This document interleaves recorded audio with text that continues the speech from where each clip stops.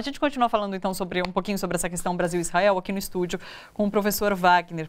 Você é estudioso em protestantismo, pentecostalismo. Explica pra gente. Então, existe essa proximidade do Brasil com Israel e atualmente, não só por um ponto de vista ideológico dos evangélicos com Israel, não só de um ponto de vista ideológico, mas de um ponto de vista político. Inclusive, a gente tem uma bancada evangélica no Congresso com muita força, né? Bom, a questão dos evangélicos no Brasil tem ganhado muita repercussão, mas a gente precisa tomar uma série de cuidados. O primeiro que esse é um termo que nós utilizamos no plural, os evangélicos no Brasil. Entretanto, a maior forma de retratar esse grupo é sempre numa perspectiva singularizada. Nós estamos falando, segundo o último censo demográfico, 22% da população. O Datafolha fez uma pesquisa em 2016 que aponta 29%, chegando a uma média de 60 milhões de pessoas. A gente estima que no próximo censo de 2020 fique ali entre 29% a 30%, 31% da população.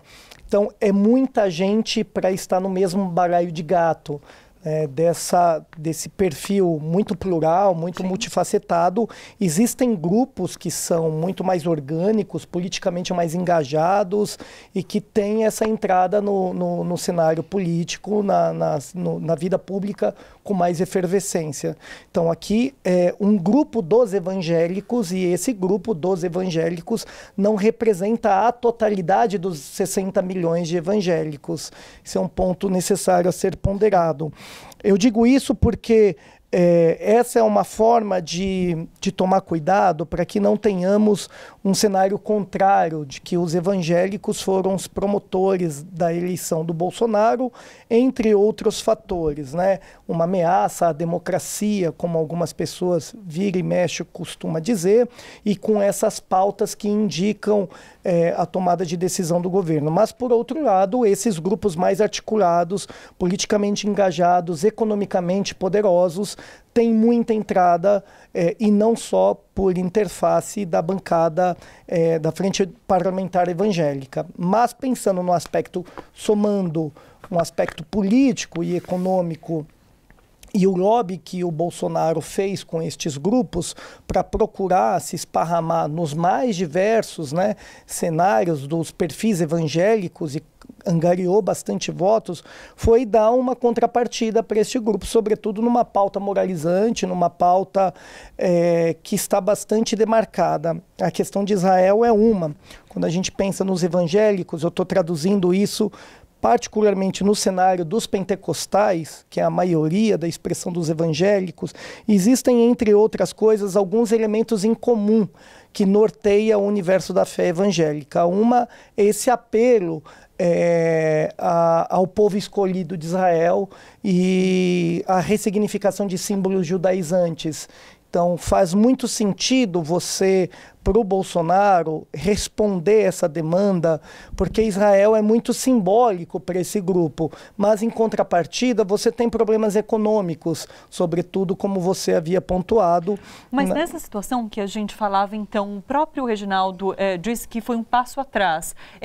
Para essa base desse grupo de evangélicos, como eles analisam esse passo atrás? Na sua opinião? Bom, nós estamos vendo várias lideranças e figuras que apoiaram o Bolsonaro, sobretudo essas figuras mais caricatas e que têm maior ressonância, reavaliando a posição de apoio ao Jair Bolsonaro. Então, quando a gente pensa nos evangélicos, tem um grupo mais coeso, mais orgânico, que tem muita entrada na política e que financiou, de certo modo, e apoiou abertamente a candidatura do Jair Bolsonaro, pensando nessas contrapartidas, a contrapartida de uma pauta moralizante e essa interface com Israel. Quando o Bolsonaro dá ele volta nisso, né, dá uma marcha ré, esses grupos, eles querem essa resposta que o Bolsonaro havia desde a campanha prometido. Aqui a gente tem uma questão econômica, né? Que setores sobretudo do empresariado, vai ver o quanto há uma perda, uma possível perda de exportações de produtos brasileiros, uma vez que o Bolsonaro, de modo desnecessário, vai mexer em algo que não precisa. Mas é uma faca de dois gumes. Esses grupos mais articulados reavaliam a posição de apoio ao Bolsonaro do mesmo modo que estes outros grupos vão procurar intensificar uma oposição. A gente vê que é um governo que está, de certo modo, em uma sinuca de bico. Ele entrou num cenário onde, se ele vai para frente, tem problema de quem não o apoia, especialmente alguns setores econômicos que têm muito poder em exportação, mas se ele dá uma volta para trás, se ele dá uma marcha ré, esses grupos, sobretudo políticos e econômicos e religiosos, eles saem de sua base de apoio. Então está numa sinuca de bico que eu não sei para onde eu vou, nem como que eu fico. Em relação a essa reavaliação que a base faz do governo Bolsonaro, queria questionar o Ivan. Enquanto você é candidato, é um pouco, não sei se a palavra mas é mais simples você se trabalhar com as fake news. A partir do momento que você é governo, já não é assim. E a gente vê a avaliação do governo caindo. Então, as pessoas estão deixando de apoiar de fato. É por conta de uma fake news que era usada ali enquanto candidato e agora não pode ser mais usada? A gente consegue fazer essa relação? Acho que a gente precisa contrastar qual é a receita original para a fórmula que nós estamos adaptando aqui no Brasil.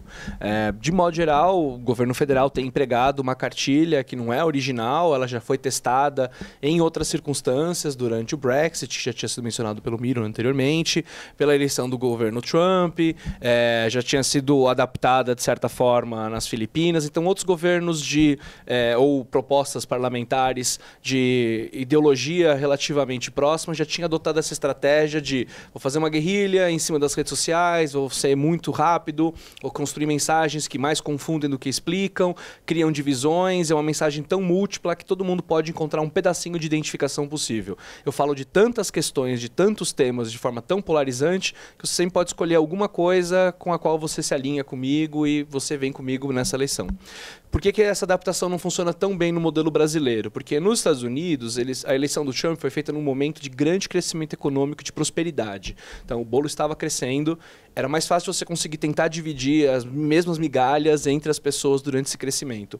Então, por mais que no governo norte-americano essa confusão trouxesse dificuldades, o governo foi paralisado, isso trouxe problemas, às vezes representantes do governo não sabiam muito bem para onde ir, o governo teve paralisação, isso não foi tão custoso para o governo dos Estados Unidos como isso pode ser para um país como o Brasil, que precisa tomar medidas rápidas. A gente teve resultados a curto prazo. A gente já teve assim 2 governos, a segunda parte do governo Dilma, que enfrentou uma resistência muito grande no Congresso, a pauta do Congresso não era aprovada pela presidência, a pauta da presidência não era votada no Congresso, a gente teve o impeachment, a gente teve um governo Temer que em poucos meses se deteriorou também com a delação da JBS. Então, nós já estamos há muitos meses de uma crise econômica e de um cenário político de desorganização, de desarticulação no Congresso. A gente teve poucos meses em que havia uma coesão e, olha, esse é o nosso objetivo, vamos fazer isso. Você pode discordar das prioridades, mas havia pelo menos alguma coesão em algum desses momentos. Desde que o governo foi eleito, parecia esse momento, esse impulso na criação de uma nova estratégia, de uma nova comunicação, o que eles representam como uma nova política, de que parecia que eles tinham um grupo forte, conseguiram eleger muitos deputados, de que eles iam crescer, tinha uma base aliada expandida e a reforma da Previdência ser aprovada num piscar de olhos. E a gente viu que a situação é muito mais complexa, muito mais difícil do que ela acaba se realizando, porque essas informações falsas às vezes criam desconfortos, criam problemas com elementos da base aliada. É muito mais fácil quando você está atacando a vidraça, quando você só joga pedras, você jogar pedras para todos os lados. Quando você é vidraça e você tem que defender algumas das propostas, essas pedras podem acabar caindo e voltando-se contra você. Então esse é o desafio. Eu acho muito interessante que a gente passa a entender quando você fala, mas a família Bolsonaro, ela entende isso? Na sua opinião? Aí a gente tem que ver qual que é o projeto de cada um dos representantes. Talvez, para alguns dos indivíduos, eles não tenham um projeto de governança. Muitas pessoas votaram no Bolsonaro por o projeto de governança liberal que ele apresenta. Eu quero a Previdência, ele está defendendo. Votaram mais no Guedes do que no Bolsonaro. vamos lembrar que nem sempre as pessoas mais próximas do Bolsonaro vestiram completamente essa camisa. Os sinais que foram dados foram um pouco contraditórios, mesmo antes da eleição, depois ele já voltou atrás de algum desses sinais. Então, talvez seja inclusive uma disputa interna, de que, olha, a gente precisou do Paulo Guedes e do liberalismo econômico para vencer a eleição. Mas agora que a gente foi eleito, vamos tentar tirar esses caras e diminuir um pouco a importância deles dentro do governo. A gente não quer mais tanto os militares tradicionais, a gente quer mais o nosso grupo, o grupo familiar, o grupo mais ideológico. E aí você tem uma disputa entre esses representantes da ala militar, da ala da família do Bolsonaro, dos representantes mais liberais. Estão disputando entre eles. Alguns seguem uma cartilha de governança mais tradicional, de negociar com o Congresso, de apresentar propostas, de discutir. Outros não seguem essa cartilha. E para eles, quanto mais caos ou mais confusão, pode ser positivo. Essa estratégia populista de construir um mecanismo de comunicação direta com as massas funciona quando você erode a credibilidade das instituições tradicionais. Então, quanto mais tiver gente pedindo fim do STF, fim do Congresso, acaba com tudo, acaba com a política, joga uma... Quanto mais pessoas estiverem defendendo esse tipo de abordagem radical, mais fácil é você confiar em um salvador da pátria, confiar numa pessoa única que vai dar todas as soluções dos problemas e derrubar tudo o que for necessário para colocar isso. Era o problema lá em 64, inclusive. Sim.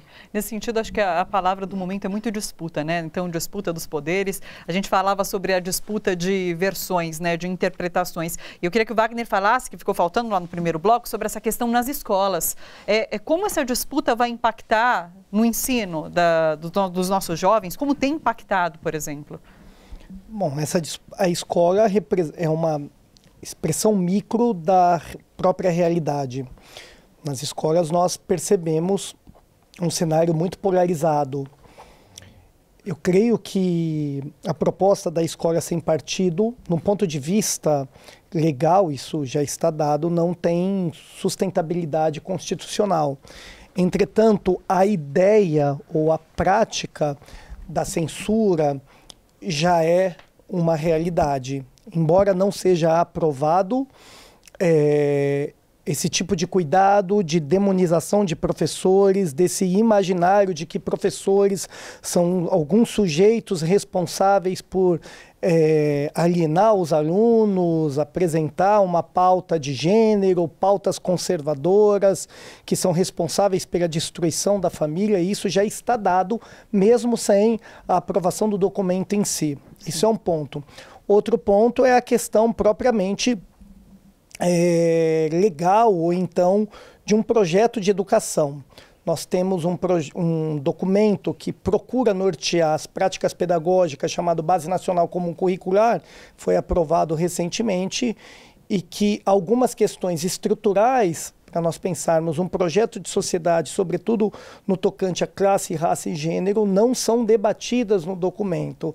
Fica mais difícil para os professores de história, de geografia, de ciências, procurarem um diálogo com a diversidade, com pautas de respeito, com pautas de tolerância, uma vez que um documento ele vai privar, e o documento ele coloca isso de modo muito direto, qualquer possibilidade de diálogo ou de contestação. Uma outra coisa são os livros propriamente dito. Daí a necessidade de pensar a questão da história oficial. Acho que as pesquisas estão aí para somar, e fica cada vez mais evidente com o recurso de fontes, de pesquisar as fontes, de interpretar as fontes, mas nós mantemos o mais do mesmo. Nós não conseguimos dar avanços expressivos e estruturais. Se você abre o livro didático no 6º ano e termina no 3º ano do ensino médio, aparece o branco, o homem e o europeu. Episodicamente aparece o negro escravizado, aparece a África explorada, episodicamente aparece a mulher. É necessário urgentemente nós pensarmos em estruturas de ressignificar o imaginário da nossa própria história, porque quando nós avançamos, sobretudo nos anos finais, onde o aluno precisa se posicionar numa ideia de sociedade, numa ideia de país, é um indivíduo que já concebe um imaginário de que o europeu é melhor, de que o macho é o determinante, de que o espaço da mulher é a cozinha e o negro compete à escravidão. O documento que nós temos, ele não trabalha esses elementos. Ele não ressignifica esses elementos. Então, nós temos um desafio de pensar que tipo de sociedade nós queremos, daí qual é o imaginário de educação para esse tipo de sociedade. É importante e urgente a tomada de frentes de movimentos sociais, de professores, de entidades civis e particularmente dos próprios alunos. Uma reforma da educação que não concebe um diálogo com os pais e com os alunos não tem a menor legitimidade. Sim. A menor legitimidade. Daí a urgência de nós pensarmos em como criar canais de diálogo com a sociedade civil, em pensar um projeto de educação onde esses atores sejam primeiramente ouvidos e contemplados. De resto, a gente fica no mais o mesmo. Um passo dado nesse sentido, que foi muito importante esse ano, foi o da Escola de Samba Mangueira, que trouxe um samba enredo todo voltado para, vamos recontar a nossa história, né? Então, acho que a Priscila pode falar sobre isso. Sim, sim, eles trouxeram... Mas o ano passado a Tuiuti, né? Tuiuti também, sim. Já começou, né? Tuiuti, Já tem um tempo para cá que as escolas de samba estão abordando esses assuntos, né? E esse Samba Enredo da Mangueira, ele contou, e foi uma resenha fantástica, né? Foi bonito. Foi, não tinha como refutar, né? Contando Sim. toda essa história, e da história que os livros não contam. Não trazem, é. É só clicar em inscrever-se e depois clicar no sininho. Pronto! Assim que pintar notícia nova, você fica sabendo no ato.